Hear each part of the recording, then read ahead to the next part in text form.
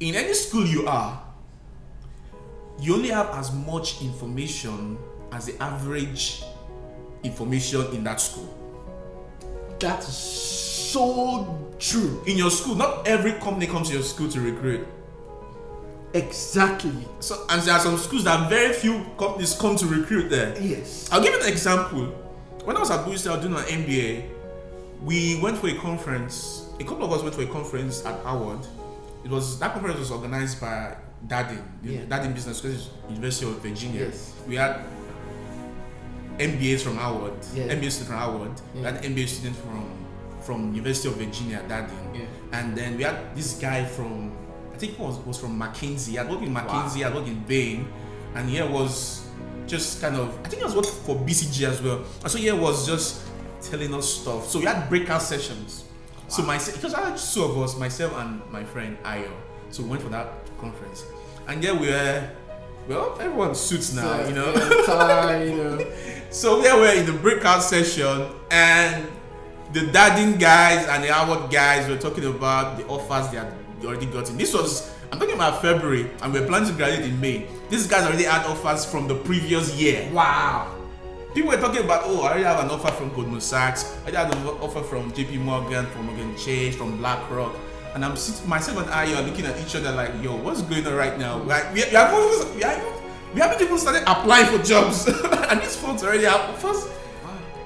Yo, on our way back home, we were just like looking at each other like, yo, what am I doing? What are we doing right now? So you really have to spread your wings. Like, see, if they tell you that, if you attend Bowie State University and they're telling you that Microsoft is coming to recruit at University of Maryland College Park, bro, go there.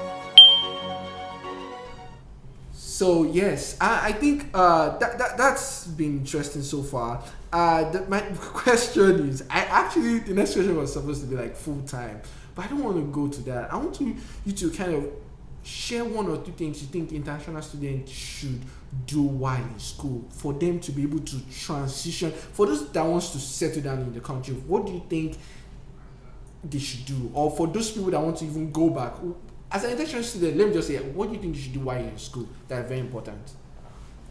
So, I don't think that it depends on your field. From experience, if you're in the field of finance, or you're in finance basically, I think you should spend 60% of your time networking and 40% of your time developing hard skills, soft skills, any kind of skills like Excel, modeling, Python, and all these technical skills. But 60% of your time should be spent networking. Why? Because the field of finance, there are so many people and there are so very few positions. Like, if you want to do finance at the top level, you need to network. But if you're in IT, you really don't need to spend much time networking. You can spend 40% of your time networking. But 60% of your time should be skills, certifications,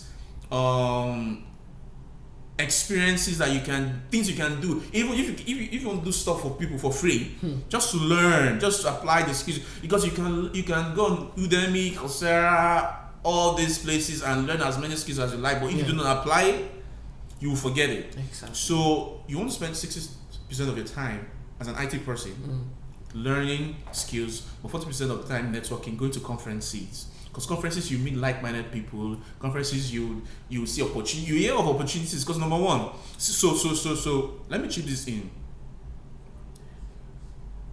In any school you are, you only have as much information as the average information in that school. That's so true.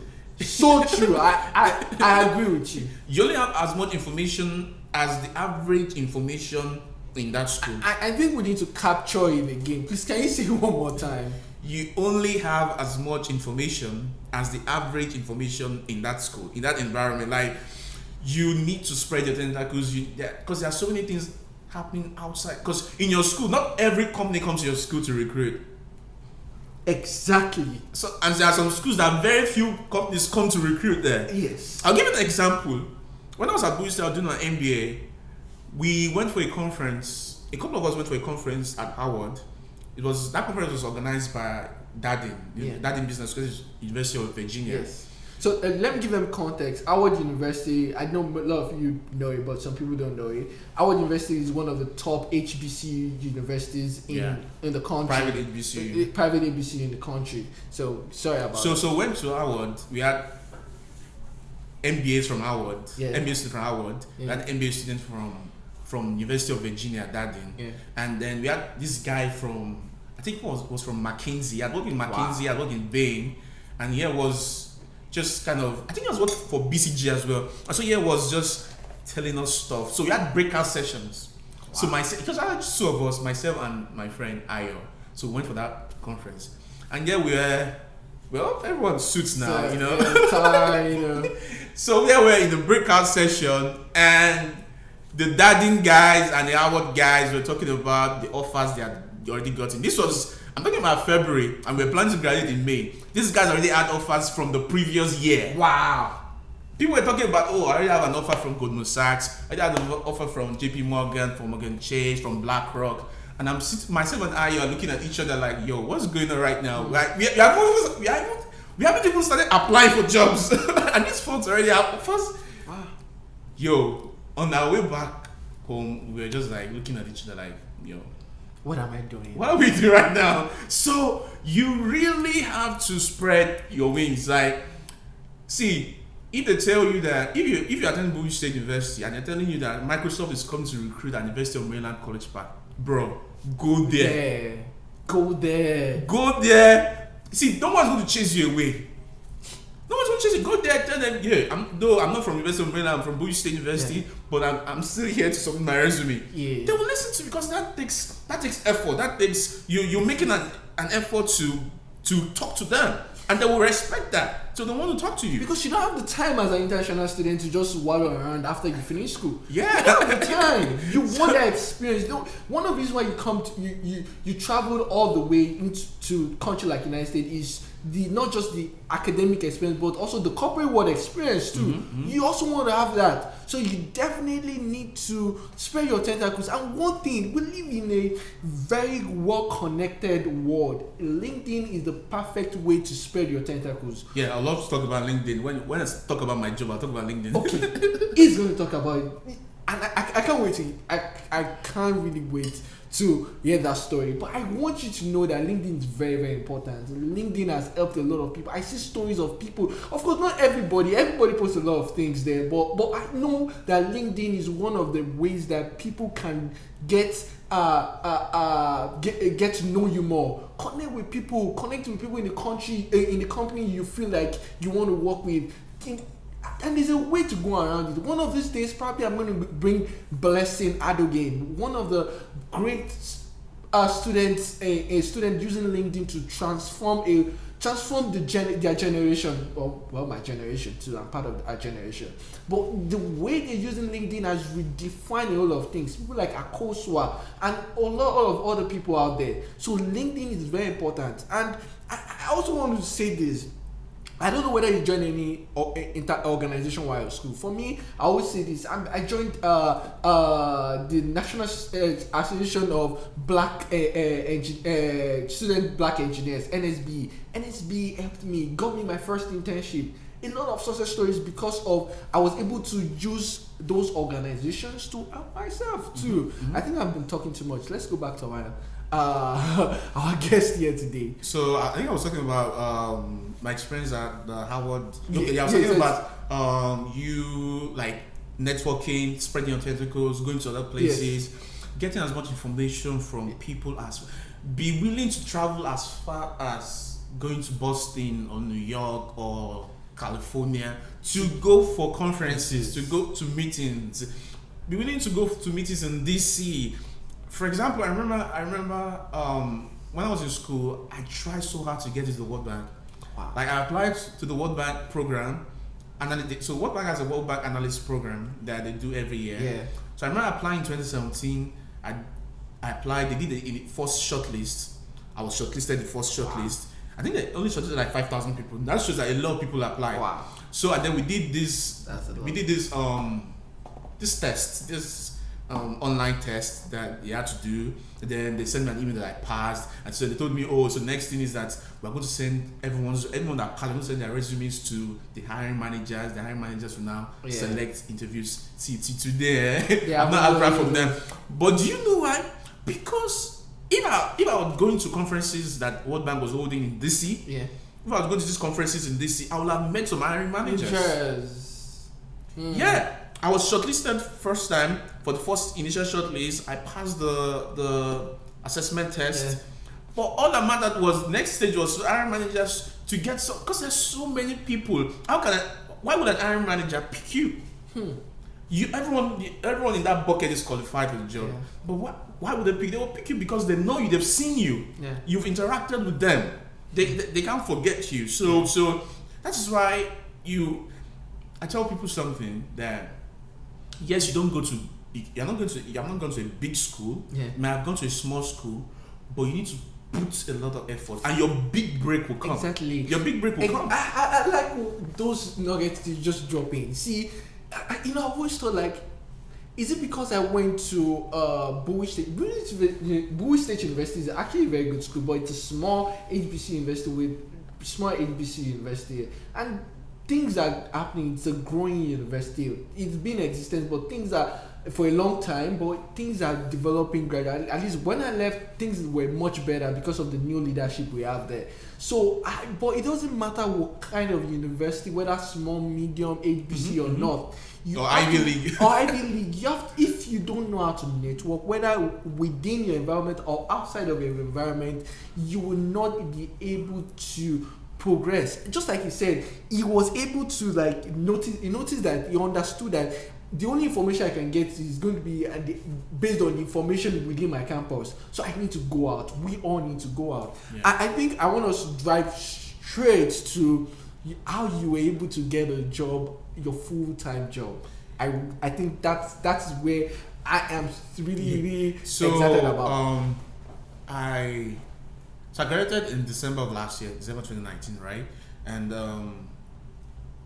I remember then I was recruiting with a couple of firms, consulting firms. Like I was recruiting with FTI and I was recruiting with Deloitte. I was trying to get into a senior analyst corporate development position. It was an internal role, so I didn't have to be traveling. Just Deloitte, you didn't. No. We didn't try. I didn't try PwC for some. I didn't try. I tried. No. That's what I mean. I'm recruiting. I'm talking about companies that responded to me. Okay. I applied to PwC. I applied to EY. They didn't respond to me for some weird reason, but I believe you're great though. So I applied to Deloitte, and so Deloitte and FTI kind of responded. The recruiters responded to me. I think for Deloitte, I had gone through like first and second stage. They told me to do a financial model. I sent it to the lady. Wow. And then after that, then I received an email from the lady. She said that we are actually looking for someone that has an investment banking background. So basically what they were saying was that we are looking for someone who has more of a Wall Street presence, Wall Street experience, Ivy League maybe not, but Wall Street experience. So I'm like, okay, that's fine. I was really so like, this was like a couple of weeks or like a month before I graduated. So I was like, what's gonna happen now? So I was just chilling, right? The next morning, very early in the morning, I received this LinkedIn mail, like LinkedIn message, like message in my LinkedIn inbox. I see this message and it says, "Hey Tolu, I have this role for you at Capital One. Are you interested?" So before that time, were you? I just want to ask, were you active on LinkedIn? I was not active, but I had a premium account. Yes. I had a premium account. I didn't know this person. Yes. I didn't. It was not my connection. It was not my second connection. It was not my third connection. Yes. But you had your profile. I had my profile. I had my picture. I had my objective. All those stuff. Everything. Like I did develop my LinkedIn profile. My LinkedIn profile was at an all-star level. So everything was. That was something. My LinkedIn profile was kind of fixed. It was there. Yeah. So I received this email. I'm like, okay. The reason why I asked that is because I don't think any recruiter will just see one dumb. Yeah, no. definitely Yeah, there was something she was like, oh, your experience kind of fits what we're looking for, blah blah blah. So I'm like, okay, I'll take a look at the position. He said, okay, I kind of took a look at it. I'm like, okay. I said, I'm interested. Okay, so she was like, normally you only need to apply, but for paperwork reasons, just submit your application in this, the black hole. Yeah. The black hole of application, the ATS system and all of that. I kind of submitted the stuff and I just messaged, I've submitted it. Then within 5 seconds, she sent me an email saying that she's gonna schedule me for a call with was it a recruiting man? No, she said with a recruiting man, with a member of the hiring team, basically. So now, before I go on, I learned something there. I've applied to so many places in that black hole called ATS. Wow. But yeah, I just sent in this application because we want to send in the application to this place. I sent it in within 5 seconds. She replied me, and I'm like, I've applied to Capital One several times. I didn't hear back from them. So that is why networking is key. You can't just go online and dump your application right there. You have No.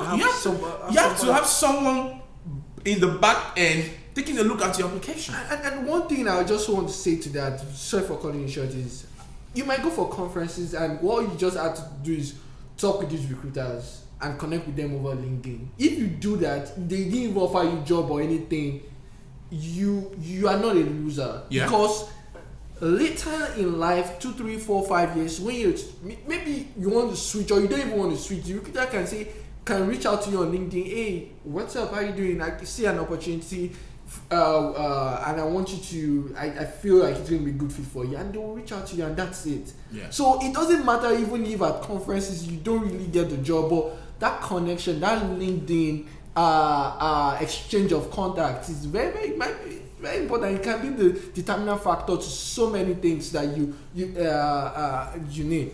Yeah. So she kind of sent me so I spoke with a member of the hiring team. Just like the member of the hiring team was really impressed. Oh wow, you have an MBA, did a master's data science. Wow, you're looking for something like that. So the next stage was to do an assessment test. So if you're going to apply to Capital One, you're going to do an assessment test. Everyone has to do an assessment test. There's a minimum level of you have to pass. There's a minimum for each role. There is a pass score for each role. So if you don't pass, if you don't get above that score, there is no way you're going to move you on. Okay. That's their own objective way of weeding out those that are not, they feel that are not up to task with that role. So I kind of did that. They told me I passed, and then they moved me to the next stage. After I passed, I'm like, they also make a lot for this thing. I spoke with the recruiter. I said, oh, we still have like 5 interviews to go. I'm like, 5 interviews? What? It's like, not only do you have 5 interviews to go, you're gonna have the 5 interviews in one day. Wow. I'm serious. They said it's a power day. So Jeez. I went for this interview. It was an interview from 9 a.m. to 1 p.m. Wow. I had back-to-back 30-minute interview, and I think I had 1 hour break in between after the first 2 interviews. With just behavioral, job fit, behavioral questions, blah blah blah. So but the recruiter was helpful. She already sent me sample questions to prepare ahead and all of that. So I went in there, did all of that, spoke with the directors and all of that. So when I went home. Then the following day, the recruiter called me and said, "Hey, I just heard back from the hiring team. They want to go with you. Wow. They want to extend an offer to you." I'm like, okay. I thought I didn't believe it because until I saw the letter, and then they sent the offer, and then you had to go through background check. It was really strange in the sense that I've been applying to so many places, didn't hear back. Even the places I had back from, they just bounced me. And here I was just sitting in the comfort of my room, and someone just reached out to me on LinkedIn and said, "I have a job for you. Are you interested?" This is every stage of your life is full of God's grace. And I also, as much as I see God's grace, I see God's grace in everything, because there's nothing you can do in this life without God's grace. I also see that the means were means that were already established by you already. It could be in little, for example, the LinkedIn. You have your LinkedIn account all set up. You were not really active. This is my own definition of grace. People kind of see grace from the point of, grace is when the thing happens, the blessing happens. At that point, the blessing happens. But grace didn't start there. Grace started long before. While you were going to school, the strength to go to school, the finance, the resources, the time you spent preparing, that was grace. Not getting paid during your internship. Yeah, that was grace working all along. You could have decided not to. For that moment, Those periods, that was grace working all along. So grace was working all together for your good towards that moment where it's not until it is stamped that okay, grace has happened. No, long before the stamp, while you were preparing the documents, while you were running up and down, grace was working. So when we say grace, you're not just saying that something just happened. No. It was there were some things that were happening behind the scene. Either by your own doing or by God's doing, there was something. You were not stagnant. You were not beaten down by defeat, by rejections, by I was asking my former interviewer, and he was like, I asked him how many applications he put in. He was saying over 200, that the ones that he could count, like over 200 applications before he could get a job in John Hopkins. I was like, what? But at the end of the day, he said he was learning a lot throughout those interviews, throughout those journey, and it really helped him to get to that level. I can't but emphasize that. I think I just want to, like, looking back, what would you have done differently? Actually, looking back, what would you have done differently? What would I have done differently? Let me just frame this as also an advice to maybe someone who is in college, undergraduate college, maybe in Nigeria, in some other African country, or even here in the United States. Something I would have done differently was to not fix my future goal based on a company, based on a position. Because I wanted to work, like, my dream was to, I wanted to work at Goldman Sachs. I wanted to work Lehman Brothers. I wanted to work on Wall Street. But then, as at that time, investment banking was just rising up in Nigeria. But investment banking had already peaked in the US. As a matter of fact, when I came in for my MBA, investment banks were struggling to get talent because Silicon Valley were taking all guys were PhDs in finance were going to Silicon Valley. They were going to Microsoft. They were going to Amazon. So why? Because investment banking had already peaked. Like, very few people, because no one wanted to work 140 hours a week. Investment bankers work like 120 hours a week, 110 hours a week. You're working 12-hour shift, like you're working every day. Putting in so much work because they earn so much money. So I kind of fixed my dream based on that. And by the time I came here, that did not exist. So what happened to my dream? Does that mean that my dream does not exist anymore? So you cannot fix your dream based on a state or based on a company. Like, a lot of people that say, I want to work at Microsoft. Like, in 5 years, I want to work at Microsoft. What if in 5 years' time, Microsoft doesn't exist?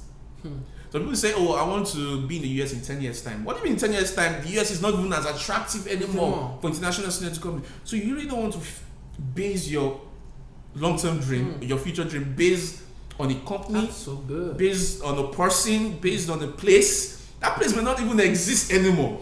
You want to base your long-term dream based on a state of fulfillment, a state, something abstract. It's not something you can touch. And because it's not something you can touch, it cannot be taken from you.